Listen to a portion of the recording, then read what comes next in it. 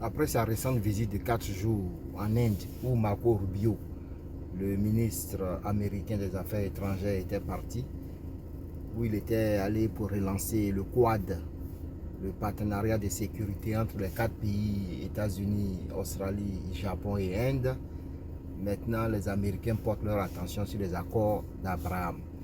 Mais avant de parler d'Israël, Iran et ça va tout ça, j'aimerais encourager chacun d'entre vous à vous familiariser avec les termes que vous entendez souvent. Tu vois, les BRICS, le Quad, les accords d'Abraham, le canal de Bab el-Mandeb, le canal de Panama. C'est-à-dire, il faut connaître tous ces termes-là parce que les médias nous bombardent d'informations. Et donc, si on n'a pas ces bases-là, on ne comprend pas ces termes-là, on ne saisit pas vraiment ce qui se joue. Donc, prenez le temps de regarder la carte du monde. Prenez le temps de localiser le détroit de Gibraltar, le canal de Suez, le canal de Bab el-Mandeb, celui d'Ormuz, le détroit de Malacca, et puis le canal de Panama. Tu vois, tous ces termes-là, il faut se familiariser avec ça. Pourquoi? Pourquoi c'est important? Parce que la géopolitique ne se résume pas simplement à des discours politiques et à des déclarations diplomatiques. La géopolitique repose avant tout sur la géographie, c'est-à-dire les montagnes, les mers, les détroits, les routes maritimes, les ressources naturelles, les corridors, les goulots d'étranglement et tout ça. Parce que souvent les décisions des États, pèsent, reposent beaucoup sur ces choses-là, plutôt que des fois même sur les idéologies. Donc pour comprendre le conflit au Moyen-Orient, il faut être capable de visualiser le théâtre des opérations. Il faut savoir où passent les pétroliers, les porte-conteneurs, où se trouvent les principaux goulots d'étranglement. Il faut comprendre les voies maritimes les plus importantes parce que des fois, ces canaux-là valent parfois davantage même qu'une armée. Donc, lorsque un pays contrôle, par exemple, ou bien il menace le détroit d'Ormuz, ce n'est pas simplement une information parmi une autre. C'est une menace potentielle sur une partie importante des exportations mondiales de pétrole. Lorsque le détroit de Bab el-Mandeb est perturbé, c'est tout le trafic entre l'Asie et puis l'Europe qui est affecté. Lorsque le canal de Suez est bloqué, ce sont des milliards de dollars de marchandises qui ne peuvent plus bouger, qui peuvent rester immobilisés pendant des mois. Lorsque la Chine s'intéresse par exemple au détroit de Malacca, ou lorsque les États-Unis surveillent par exemple le canal de Panama, ce n'est pas simplement du hasard, c'est de la stratégie. C'est une stratégie économique, et militaire, tu vois, même politique. Donc, si vous comprenez ces points de passage-là, ça va vous permettre de comprendre les alliances, les rivalités, les guerres. Ça va vous permettre de comprendre des fois même les positionnements politiques et les discours politiques. Donc, il faut comprendre ça. Donc, maintenant que ce cadre est posé, revenons aux accords d'Abraham.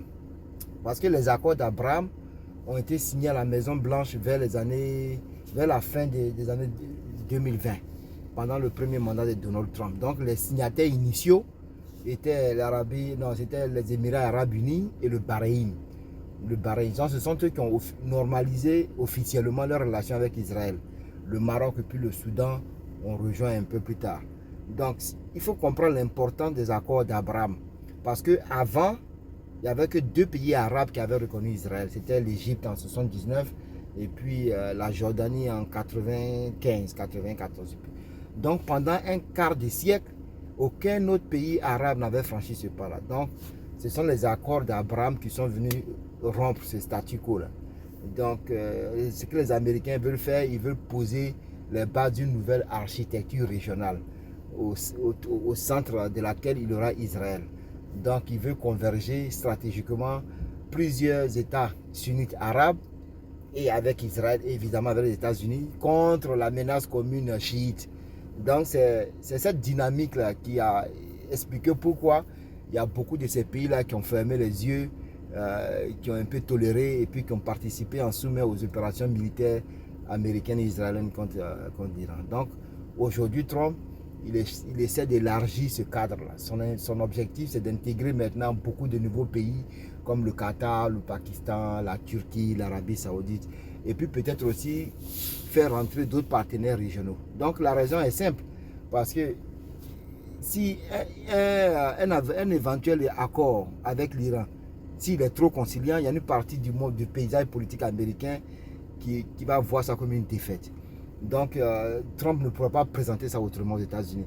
Mais en revanche, s'il y a plusieurs pays musulmans qui rejoignent les accords d'Abraham, il pourra alors présenter ça comme une avancée diplomatique. Et puis, ça va cacher un peu les lacunes des concessions ou bien les concessions qu'il aura faites à l'Iran.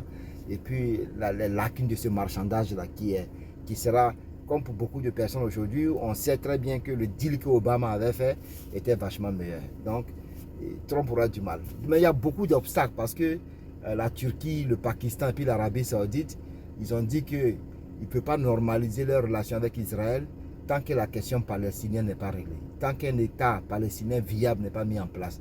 Et puis aussi, en parallèle, il y a beaucoup de pays de cette région-là qui mettent en place leur propre partenariat de sécurité, comme le Pakistan, la Turquie et puis l'Arabie Saoudite sont en train de construire quelque chose qui est totalement indépendant des États-Unis et d'Israël. Tu vois, donc, les prochains mois là seront particulièrement intéressants à observer parce que moi, je n'écoute pas les déclarations. C'est derrière les déclarations, qu'est-ce qui se passe? Ils sont en train de jouer le contrôle des routes commerciales, la sécurité énergétique mondiale. Et puis aussi, un truc important, il y a tout un rééquilibrage des forces au Moyen-Orient qui est en train d'être mis en place. Donc, je répète encore, pour comprendre ce jeu d'échecs, cette partie des jeux d'échecs mondial, il ne faut pas vous concentrer sur les grands titres, mais il faut regarder la carte. Je ne répéterai jamais ça assez, quoi. Il faut regarder la carte, il faut pouvoir la visualiser.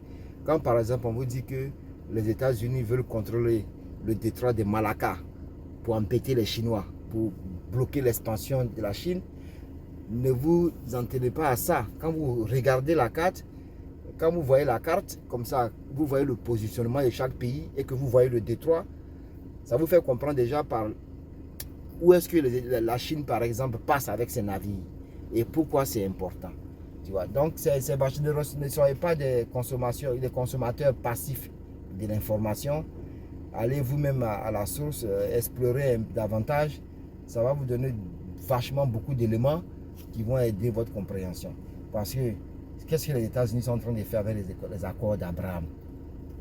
Ils veulent rassembler des pays sunnites autour d'Israël pour faire un contrepoids à l'Iran.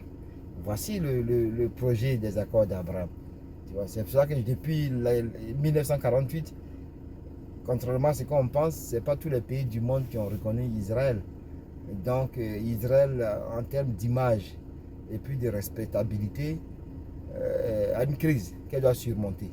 Donc les États-Unis, tant bien que mal, essaient de mettre des gens autour d'Israël pour que Israël ait une certaine force stratégique dans la zone. Et avec le Quad, c'est plutôt dirigé contre la Chine. Ils font exactement la même chose avec l'accord d'Abraham. Avec le Quad, Japon, Australie, Inde et les États-Unis, ils veulent créer cette alliance de sécurité pour pouvoir contenir la Chine. Et de l'autre côté, dans le Golfe, ils veulent renforcer les accords d'Abraham pour trouver un groupe de pays qui va s'associer avec Israël contre l'Iran. Donc c'est vachement important de suivre les accords d'Abraham et surtout ce qui est important, de voir où la Turquie, le Pakistan et l'Arabie Saoudite vont se positionner. Parce que les accords d'Abraham, ce sont les pays du Golfe. L'Arabie Saoudite est un pays important du Golfe. Et Trump leur a mis un pistolet sur la tête aux pays du Golfe d'obligatoirement rejoindre les accords d'Abraham. Donc je regarde exactement dans les mois qui viennent comment l'Arabie Saoudite en particulier va se positionner. Donc, merci.